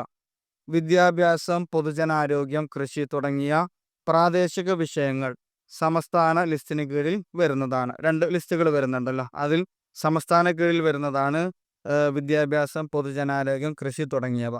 ഇത് വിവിധ സംസ്ഥാനങ്ങളിലെ വൈവിധ്യമാർന്ന സാമൂഹികവും പ്രാദേശികവുമായ ആവശ്യങ്ങൾക്കനുസരിച്ച് നയങ്ങളും നിയമങ്ങളും രൂപീകരിക്കുവാൻ സംസ്ഥാനങ്ങൾക്ക് അധികാരം നൽകുന്നുണ്ട്. അപ്പോൾ കേന്ദ്രങ്ങൾ നിയമിക്കുന്ന നിയമങ്ങൾ അതുമാത്രമല്ല സംസ്ഥാനങ്ങൾക്ക് പ്രത്യേകമായിട്ട് അവരുടെ കാര്യങ്ങൾ രൂപീകരിക്കുവാനും നയങ്ങൾ തീരുമാനിക്കുവാനൊക്കെയുള്ള അധികാരങ്ങൾ നൽകുന്നുണ്ട്. നെക്സ്റ്റ് വരുന്നത് 78ാമത്തെ question. Analyse the importance of supremacy of the judiciary. ജുഡീഷ്യറിയുടെ മേൽക്കോയ്മയുടെ പ്രാധാന്യം വിശദീകരിക്കാനാണ്. ഇവിടെ നിയമവ്യവസ്ഥയുടെ പരമാധികാരം, അതായത് ജുഡീഷ്യൽ സൂപ്രമസി ഒരു ജനാധിപത്യത്തിൽ സുപ്രധാനമായതാണ്. അതുള്ള കാരണം അത് ഭരണഘടനാപരമായ പരമാധികാരം ഉറപ്പാക്കുന്നുണ്ട്. അതുപോലെ നീതിന്യായ വ്യവസ്ഥ ഭരണഘടനയുടെ അന്തിമ വ്യാഖ്യാതാവും കാവൽക്കാരനുമായിട്ട് പ്രവർത്തിക്കുന്നു. ഇത് നിയമനിർമ്മാണ സഭയുടെ ഇപ്പോൾ ഒന്നാമത്തെ കാര്യം, ഇത് നിയമനിർമ്മാണ സഭയുടെ കാര്യനിർവഹണ വിഭാഗത്തിൻ്റെയും അനിയന്ത്രിതമായ അധികാരത്തെ നിയന്ത്രിക്കുകയും അതുപോലെ പൗരന്മാരുടെ മൗലികാവകാശങ്ങളെ സംരക്ഷിക്കുകയും ചെയ്യുന്നുണ്ട്. അപ്പോൾ ഈ ജുഡീഷ്യൽ സൂപ്രമസി, ഈ പരമാധികാരം, അത് ഓരോ സംസ്ഥാനങ്ങളുടെയും നിയമനിർമ്മാണ സഭയുടെയും കാര്യനിർവഹണ വിഭാഗത്തിൻ്റെയും അനിയന്ത്രിതമായിട്ടുള്ള അധികാരത്തെ നിയന്ത്രിക്കുന്നുണ്ട്. മാത്രമല്ല പൗരന്മാരുടെ മൗലികാവകാശങ്ങളെ സംരക്ഷിക്കുകയും ചെയ്യുന്നുണ്ട്. നെക്സ്റ്റ് വരുന്നത് 79ാമത്തെ question. Analyse to legislative relation between central and states. കേന്ദ്രവും സംസ്ഥാനങ്ങളും തമ്മിലുള്ള ഏതെങ്കിലും രണ്ട് നിയമനിർമ്മാണ ബന്ധങ്ങൾ വിശകലനം ചെയ്യാനാണ്. അപ്പം അതിൽ ഒന്നാമത്തെ കാര്യം വരുന്നത്, ഒന്നാമത്തത് പ്രാദേശിക അധികാരപരിധി, ടെറിട്ടറിയൽ ജൂറിഡിക്ഷൻ. ഇത് ആർട്ടിക്കിൾ 245 പ്രകാരമാണ് പറയുന്നത്. അതായത് ഒരു പാർലമെന്റിന്, അതായത് കേന്ദ്ര ഗവൺമെന്റിന് ഇന്ത്യ മുഴുവൻ പ്രദേശത്തിനും അല്ലെങ്കിൽ അതിൻ്റെ ഏതെങ്കിലും ഭാഗത്തിനും വേണ്ടി നിയമങ്ങൾ നിർമ്മിക്കുവാൻ സാധിക്കുന്നതാണ്. അതായത് ഒരു നിയമം നിർമ്മിക്കുമ്പോൾ അത് ഇന്ത്യ മൊത്തമായിട്ടോ ഇനി അല്ലെങ്കിൽ ഏതെങ്കിലും ഒരു സംസ്ഥാനങ്ങൾക്ക് വേണ്ടി മാത്രമായിട്ടൊക്കെ അല്ലെങ്കിൽ ഏതെങ്കിലും ഒരു പ്രദേശത്തിനൊക്കെ വേണ്ടിയിട്ട് നിയമങ്ങൾ നിർമ്മിക്കുവാൻ സാധിക്കും. രണ്ടാമത്തത്, കൂടാതെ ഇന്ത്യക്ക് പുറത്തുള്ള വിഷയങ്ങളിലും നിയമനിർമ്മാണം നടത്തുവാനുള്ള അധികാരം ആർക്കുണ്ട്? പാർലമെന്റിന് ഉണ്ട്. ഇനി രണ്ടാമത്തത്, സംസ്ഥാനങ്ങൾക്കാണെങ്കിൽ സംസ്ഥാന നിയമസഭ, അത് ഒരു സംസ്ഥാനത്തിൻ്റെ മുഴുവൻ പ്രദേശത്തിനും അല്ലെങ്കിൽ അതിൻ്റെ ഏതെങ്കിലും ഭാഗത്തിനും വേണ്ടി നിയമങ്ങൾ നിർമ്മിക്കുവാനാണ് സംസ്ഥാന നിയമസഭയ്ക്ക് കഴിയുക. ഒരിക്കലും ആ സംസ്ഥാനത്തിൻ്റെ പരിധി വിട്ടുകൊണ്ടുള്ള, പരിധിക്ക് പുറത്തുള്ള കാര്യങ്ങൾ തീരുമാനിക്കുവാനുള്ള അവകാശം ഒരു സംസ്ഥാനങ്ങൾക്കും നിയമം അനുവദിക്കുന്നില്ല. സംസ്ഥാന നിയമങ്ങൾ സാധാരണയായി സംസ്ഥാനത്തിന് പുറത്ത് അസാധുവായിരിക്കുന്നതാണ്. ഇനി രണ്ടാമത്തെ കാര്യമാണ് വിഷയങ്ങളുടെ അവതരണം. രണ്ടാമത്തത് വിഷയങ്ങളുടെ അവതരണം, അതായത് യൂണിയൻ ലിസ്റ്റ്. യൂണിയൻ ലിസ്റ്റ് എന്ന് പറഞ്ഞാൽ കേന്ദ്ര ലിസ്റ്റ്. ഈ കേന്ദ്ര ലിസ്റ്റിൽ വരുന്നതാണ്, അതായത് കേന്ദ്ര ലിസ്റ്റ് പറഞ്ഞാൽ രാജ്യത്തിൻ്റെ കേന്ദ്ര ഗവൺമെൻറ്, ഇന്ത്യ ഗവൺമെൻറ് തീരുമാനിക്കുന്ന കാര്യങ്ങളാണ്.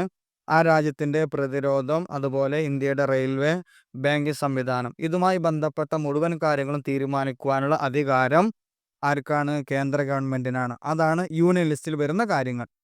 ഇനി രണ്ടാമത്തത് സംസ്ഥാന ലിസ്റ്റിൽ വരുന്ന കാര്യങ്ങളാണെങ്കിൽ ഓരോ സംസ്ഥാനങ്ങൾക്കും തീരുമാനിക്കുവാൻ പറ്റുന്ന കാര്യമാണ്. പോലീസ്, കൃഷി, അതുപോലെ പൊതുജനാരോഗ്യം തുടങ്ങിയ കാര്യങ്ങൾ ഓരോ സംസ്ഥാനത്തിനും തീരുമാനിക്കുവാൻ പറ്റുന്നതാണ്. ഇനി നെക്സ്റ്റ് വരുന്നത് 80ാമത്തെ question. Analyse any two administrative relation between central and state. കേന്ദ്രവും സംസ്ഥാനവും തമ്മിലുള്ള ഏതെങ്കിലും രണ്ട് ഭരണപരമായിട്ടുള്ള ബന്ധങ്ങൾ വിശകലനം ചെയ്യാനാണ്. അതിൻ്റെ ആൻസർ വരുന്നത്, ഒന്നാമത്തത് കേന്ദ്രത്തിൻ്റെ നിർദ്ദേശങ്ങൾക്കുള്ള അധികാരം. അതായത് കേന്ദ്രത്തിന് ഓരോ സംസ്ഥാനങ്ങളോടും നിർദ്ദേശിക്കുവാനുള്ള പ്രത്യേക അധികാരങ്ങൾ വരുന്നുണ്ട്. പാർലമെന്റ് നിർമ്മിക്കുന്ന നിയമങ്ങൾ സംസ്ഥാനങ്ങൾ നടപ്പിലാക്കുന്നു എന്ന് ഉറപ്പുവരുത്തുവാൻ കേന്ദ്രത്തിന് സംസ്ഥാന സർക്കാരുകൾക്ക് നിയന്ത്രണം നൽകുവാൻ പറ്റുന്നതാണ്. ഇത് ആർട്ടിക്കിൾ 256, 257 പ്രകാരം അതിനുള്ള അധികാരം സ്റ്റേറ്റ് ഗവൺമെന്റിന് വരുന്നുണ്ട്. ഇനി രണ്ടാമത്തത് പരസ്പര സഹകരണത്തിൻ്റെ ബാധ്യതയാണ്. അതായത് സുഗമമായ ഭരണം ഉറപ്പാക്കുവാൻ കേന്ദ്ര സംസ്ഥാനങ്ങൾ പരസ്പരം സഹകരിക്കാൻ ഭരണഘടന ആവശ്യപ്പെടുന്നുണ്ട്. ഇത് ഇന്ത്യയിലുടനീളമുള്ള എല്ലാ പൊതു നടപടികൾക്കും, രേഖകൾക്കും, നീതിന്യായ നടപടികൾക്കും പരസ്പര പൂർണ്ണ വിശ്വാസവും അംഗീകാരവും നൽകുവാൻ ഇവ ബാധ്യസ്ഥരാണ്. ഇത് ആർട്ടിക്കിൾ 261 ഈ കാര്യം പറയുന്നത്. അപ്പോൾ ഇതുകൊണ്ട് തന്നെ കേന്ദ്രവും സംസ്ഥാനവും തമ്മിൽ പരസ്പര സഹകരണത്തോടു കൂടെയായിരിക്കണം പ്രവർത്തിക്കേണ്ടത്.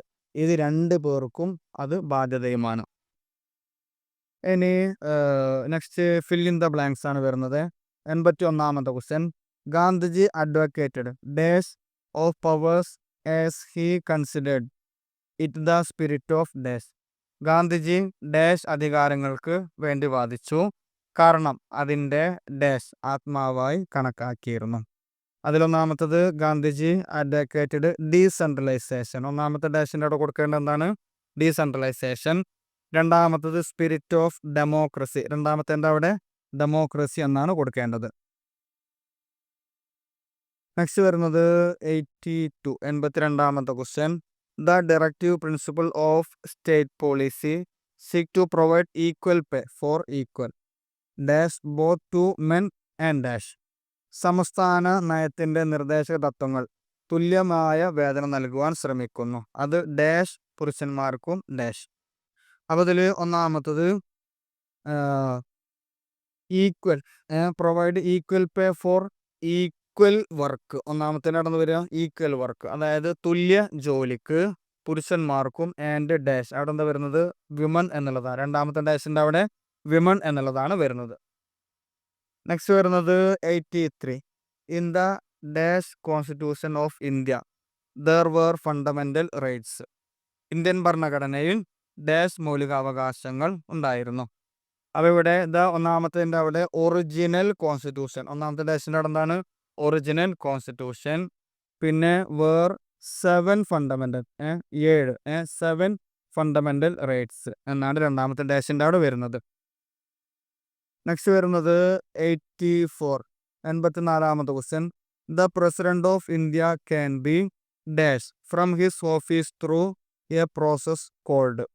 ഇന്ത്യയുടെ രാഷ്ട്രപതിക്ക് അതായത് അദ്ദേഹത്തിന് ഒഴിവാക്കാൻ പറ്റുന്ന ഒരു കാര്യം അതെന്താ വരുന്നത് ഇറ്റ് ക്യാൻ ബി റിമൂവ്ഡ്. ഒന്നാമത്തെ ക്യാൻ ബി റിമൂവ്ഡ്, അദ്ദേഹത്തിനെ ഒഴിവാക്കാൻ പറ്റും.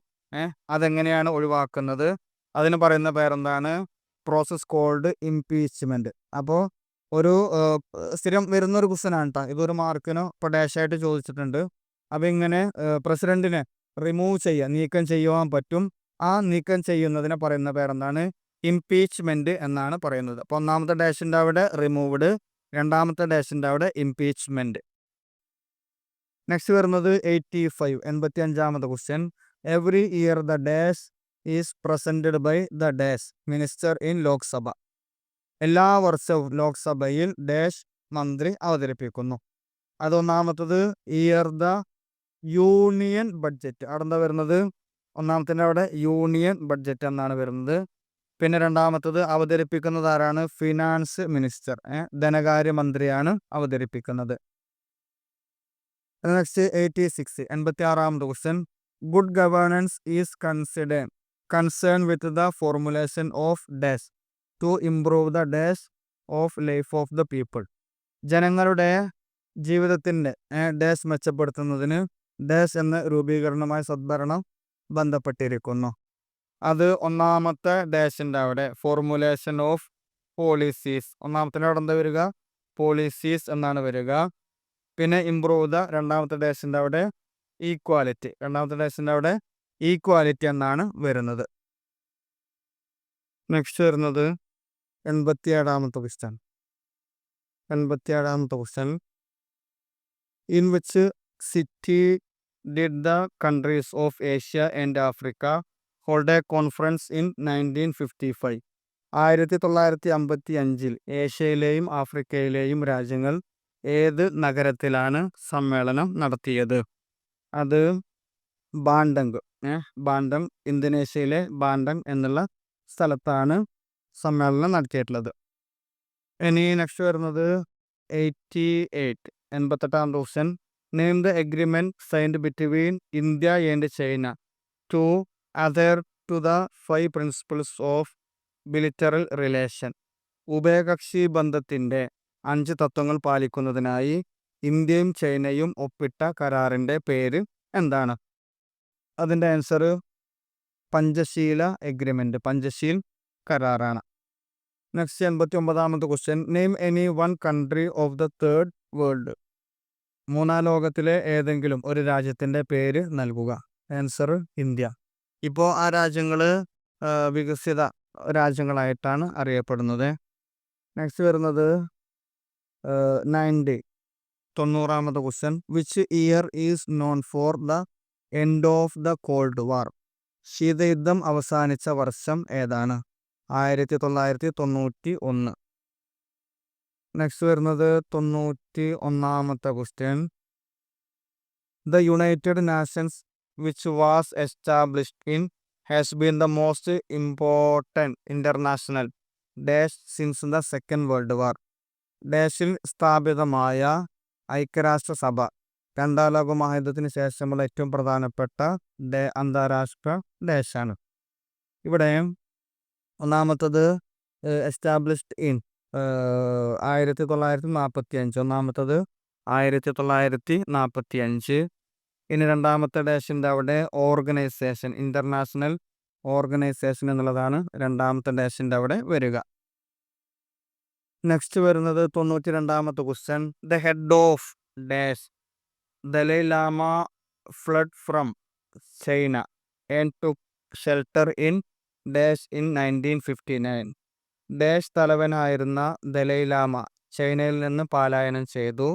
1959 ഡാഷ് സ്ഥലത്ത് അഭയം പ്രാപിച്ചു. ഇവിടെ ഒന്നാമത്തത് അദ്ദേഹം ആരായിരുന്നു? ടിബറ്റ്. ഒന്നാമത്തെ ഡാഷിൻ്റെ അവിടെ ടിബറ്റ്. രണ്ടാമത്തത് ഷെൽട്ടർ ഇൻ ഇന്ത്യ. രണ്ടാമത്തെ ഡാഷിൻ്റെ അവിടെ ഇന്ത്യ എന്നുള്ളതാണ് കൊടുക്കേണ്ടത്. നെക്സ്റ്റ് വരുന്നത് 93ാമത്തെ question. In 1999 Pakistan aggression in dash brought the two countries on the verge of a dash confrontation. 1999 പാകിസ്ഥാന്റെ ആക്രമണം ഇരു രാജ്യങ്ങളെയും ഡാഷ് ഏറ്റുമുട്ടലിന്റെ വക്കിൽ എത്തിച്ചു. അതായത് ഒന്നാമത്തെ അഗ്രഷൻ ഇൻ, ഒന്നാമത്തെ ഡാഷിൻ്റെ അവിടെ കാർഗിൽ യുദ്ധം ഉണ്ടല്ലോ, ഒന്നാമത്തത് കാർഗിൽ. പിന്നെ രണ്ടാമത്തത് ഓഫ് എ ന്യൂക്ലിയർ, രണ്ടാമത്തെ ഡാഷിൻ്റെ അവിടെ ന്യൂക്ലിയർ. നെക്സ്റ്റ് വരുന്നത് 94ാമത്തെ question. The security council has 10 dash members and 5 dash members. UN രക്ഷാസമിതിയിൽ 10 ഡാഷ് അംഗങ്ങളും 5 ഡാഷ് അംഗങ്ങളുമാണ് ഉള്ളത്. അപ്പം 9ാമത്തിൻ്റെ 10 നോൺ പെർമനൻറ്റ്. ഒന്നാമത്തെ ഡാഷിൻ്റെ അവിടെ നോൺ പെർമനൻറ്റ്. രണ്ടാമത്തത് 5 permanent. 5 permanent members, non permanent പിന്നെ പെർമനൻറ്റ്. നെക്സ്റ്റ് വരുന്നത് 95ാമത്തെ question. The Cuban missile crisis of 1962 is a good example of dash that helped avoid a direct conflict between dash and United States. 1962 Cuban missile പ്രതിസന്ധി dash എന്നതിൻ്റെ മികച്ച ഒരു ഉദാഹരണമാണ്. അത് സഹായിച്ചു ഡാഷ് യുണൈറ്റഡ് സ്റ്റേറ്റും നേരിട്ടുള്ള സംഘർഷം ഒഴിവാക്കുക. ഇവിടെ ഒന്നാമത്തെ ഡാഷിൻ്റെ അവിടെ എക്സാമ്പിൾ ഓഫ് ബ്രിങ്സ്മാൻഷിപ്പ്, ഒന്നാമത്തിൻ്റെ അവിടെ ബ്രിങ്സ്മാൻഷിപ്പ് എന്നാണ്. പിന്നെ രണ്ടാമത്തെ ഡാഷ് ആരൊക്കെ തമ്മിലാണ്? യുണൈറ്റഡ് സ്റ്റേറ്റും അതുപോലെ തന്നെ രണ്ടാമത്തത് സോവിയറ്റ് യൂണിയൻ. രണ്ടാമത്തെ ഡാഷിൻ്റെ അവിടെ സോവിയറ്റ് യൂണിയൻ. നെക്സ്റ്റ് വരുന്നത് 96ാമത്തെ question. How many principal organs does the united nations have? ഐക്യരാഷ്ട്രസഭയ്ക്ക് എത്ര പ്രധാനപ്പെട്ട ഓർഗൻസ് ആണ് ഉള്ളത്?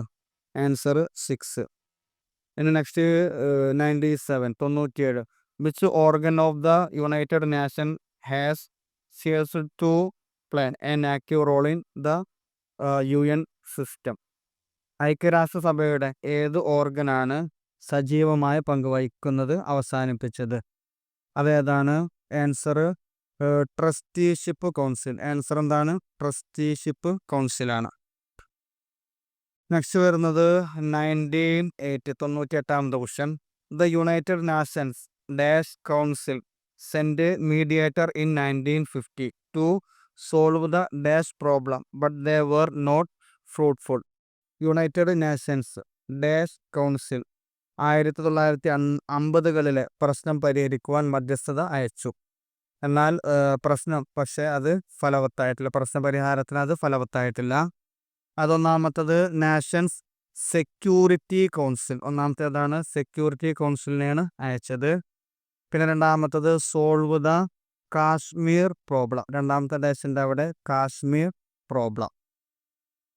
നെക്സ്റ്റ് 99ാമത്തെ ക്വസ്റ്റ്യൻ. ഇൻ ദ കോൺസ്റ്റിറ്റ്യൂഷൻ അഡീക്കൻ dash have been made to ensure dash of the Public Service Commission. ഭരണഘടനയിൽ ഡാഷ് ഉറപ്പാക്കാൻ മതിയായ ഡാഷ് ഉണ്ടാക്കിയിട്ടുണ്ട്. പബ്ലിക് സർവീസ് കമ്മീഷന് വേണ്ടിയിട്ട് തയ്യാറാക്കിയിട്ടുണ്ട്. അതിലൊന്നാമത്തത് അണ്ടേക്കൻ സേഫ് ഗാർഡ്. ഒന്നാമത്തതിൻ്റെ അവിടെ സേഫ് ഗാർഡ് എന്നുള്ളതാണ്. പിന്നെ രണ്ടാമത്തതിൻ്റെ അവിടെ എൻഷുർ ഇൻഡിപെൻഡൻസ്. രണ്ടാമത്തത് ഇൻഡിപെൻഡൻസ് എന്നുള്ളതാണ് രണ്ടാമത്തെ ആൻസർ വരുന്നത്. നെക്സ്റ്റ് 100ാമത്തെ ക്വസ്റ്റ്യൻ. 100ാമത്തെ ക്വസ്റ്റ്യൻ എന്താണ്? What is the tenure of the chairman of the union public service commission? Union public service ചെയർമാൻ്റെ കാലാവധി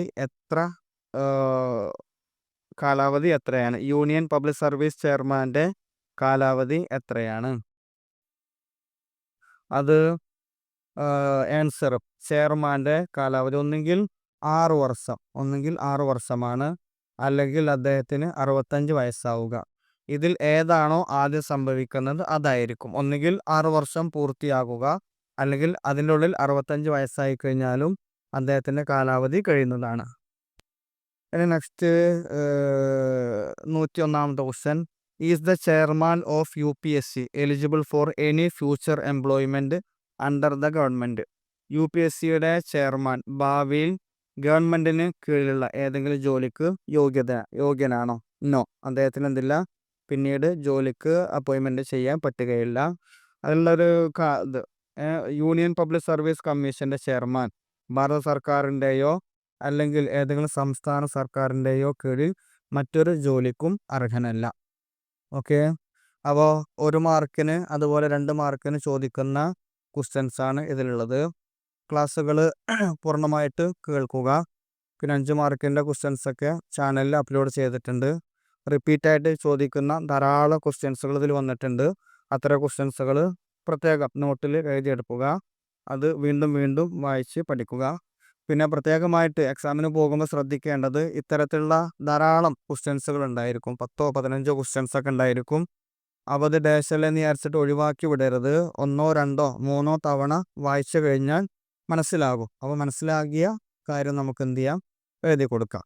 ഓക്കെ, ഇനി മറ്റു ക്ലാസ്സുമായിട്ട് വീണ്ടും കാണാം. എക്സാമിനൊക്കെ നന്നായിട്ട് പഠിച്ച് നല്ല മാർക്ക് മേടിക്കുവാൻ ശ്രമിക്കണം. Okay, thank you.